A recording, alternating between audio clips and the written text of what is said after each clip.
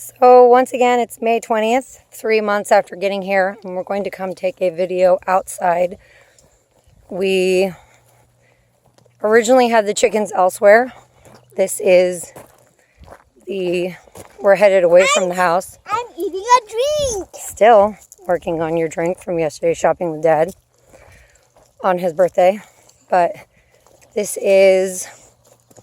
that's where the driveway meets up with the neighbor's driveway. See all of our beautiful wildflowers right now. When we first got here, of course, this is all under about 2 or 3 feet of snow. Our neighbor is Joe. Yes, he's one of our neighbors. Joe. So that's the temporary mature chicken area.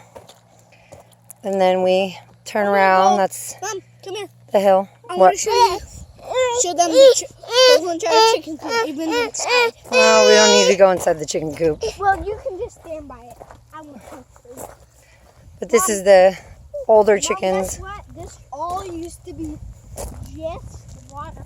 All used to be just water. Yeah, they say that the mountain right there is decomposed granite. The entire thing is all crumbly, and it's really beautiful hiking, but it's a little bit treacherous. And there's all kinds of fun wild animals up there. But here is the little temporary chicken coop that we brought from home that we had our chickens in Sassoon. And it has come with us and been here. And here is kind of the middle northern part of the property. The property goes over there, all the way over to the highway. And it comes this way. Hi, puppies. Of course, there's the house. And hi, Rachel. Puppies are new. Puppies were an acquisition since we got here. There are new farm dogs. So now we're going to pause. And hi, Ollie. Hi, puppy.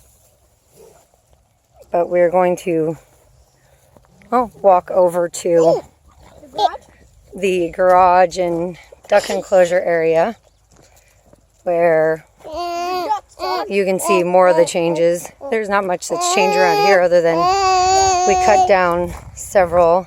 And one almost hit our house. One did hit the house. We cut down several large, obnoxious, dangerous trees. There's the pasture area that is getting the permanent fencing because sheep won't stay in electric fencing. And you can see over there the temporary sheep pens, the center gate posts of what would be the permanent pasture. Way over there is the other post for the corner on that side. But there's where we took the first trees down. The one on the left is the one that hit the house. The one on the right did not. They were nasty and not in a good position. So we can come over to the garage and see the ducks in their new. We had our fencing materials delivered today. The wire, well, we got the railroad ties a week ago or so, but then the field fencing wire, some alfalfa and straw, that got delivered today. And here are the ducks came out. The ducks came out to their, whoops, fell in a hole, to their temporary enclosure, the kids' playhouse that got repurposed. The ducks came out a couple days ago and they love it. They are mowing the lawn and really need to get moved.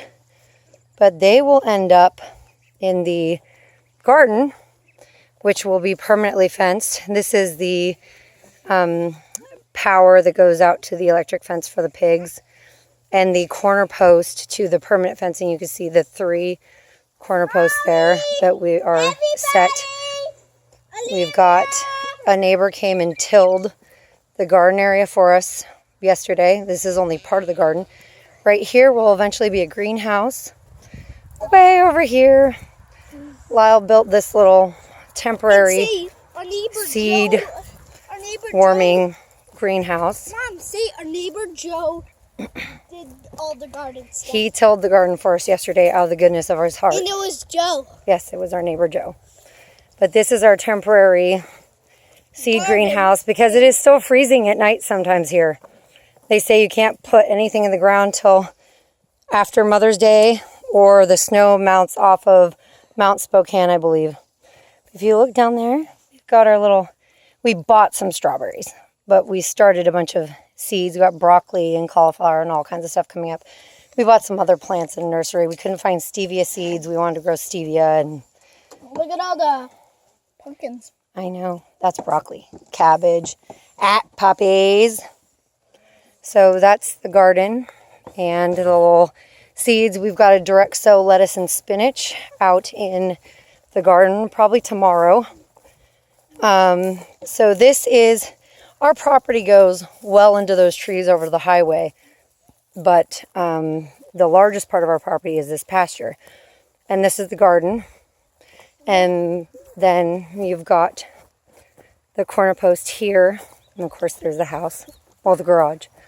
We've got our corner post here is the, I believe this is the northwestern corner of the permanent fence. And those railroad ties are 36 inches into the ground and packed back in. And then here's our temporary pig enclosure. And way down there, where the burn trees are, inside of the property line by about 40 feet, is the corner posts for the permanent fencing. And then we've got the sheep we took a video of the other day. Hello, sheep. They are totally, thank you, honey. They are totally tickered off. Hi, Lyle. They're totally tickered off because their grass is gone. They haven't even been in here for a week, and they've completely overgrazed and mown down their little bit of grass. So we're having to feed them a lot of alfalfa. They need to be on our 9 acres of pasture here, which we cannot do until we get the permanent fence in. You guys want some alfalfa? I will go get you some alfalfa after the video's over. But they're getting antsy because there's not enough food in there. You can see they have completely mowed it down to nothing. They're starting to pull up the roots, and that's not good for them or for the field. Looking back, and there's the house. The 3 center posts will be the 2 gates. This pasture will be divided down the center. So then there's the bracing for it. And then over here, I don't know if you can see any better. In a minute, sweetie. I think that's lupin. Down there, you can see is the northeastern corner of what will be the pasture. And we have a lot of work to do to get this ready, but we're going to pause because there's something over here that we're going to go see. Well, I guess we can walk. That's our wonderful hill. Part of it is owned by neighbors. On the back side of it, it is, which I did not know. The part of the hill is this neighbor, and then it's owned by a logging company up to the top and kind of over the back, and then it's actually public access land. But here is our other corner post for the pasture. And the property goes up that way, but we didn't want to run animals all the way up there right now. Mom, We are just having them. I'm so stupid. Guess Yeah, what? At that behind this post was another post. And I'm like, wait a moment, I go over here. What? Oh my. Yeah, But this is the corner post, and we're not using that section for animals right now. We're not ready. We're going to actually mow this and make silage for winter as it grows. So we need to get started on that, but we just don't have the time right now. Show them about Rattler dying. Yeah, we're going to go over there right now. But we're going to pause because we're going to wander onto our neighbor's property for just a moment, because this orange stake is the Neighbor's property. eastern. It runs that way. There's another orange stake. This is the eastern edge of the property. see Lyle put orange stakes out. It goes that way over to a corner. You probably can't see over there, but we're going to pause because we're going to walk this way. So facing back toward our property, just onto our neighbor's property, is Tasha's grave. Tasha, our first family dog, died Mother's Day at 9 o'clock in the morning, succumbed to cancer. Her last week was pretty rough, but may she rest in peace, and we were very sad to lose her, and that's her grave. The neighbor's dog, Bear, died last summer, and when we were going to go find Tasha a spot, he said, well, you can put her next to my dog, Bear. So Bear is there, and Tasha's here, and we miss her, and we loved her, and she's a good dog. But we're going to go over now and see our property is right there. We're going to go down and see what Lyle and the others are doing, but I'm going to pause while we trudge through the forest because I have a tendency to trip and fall on my face if I'm not looking exactly where I'm going. Rachel, Caleb?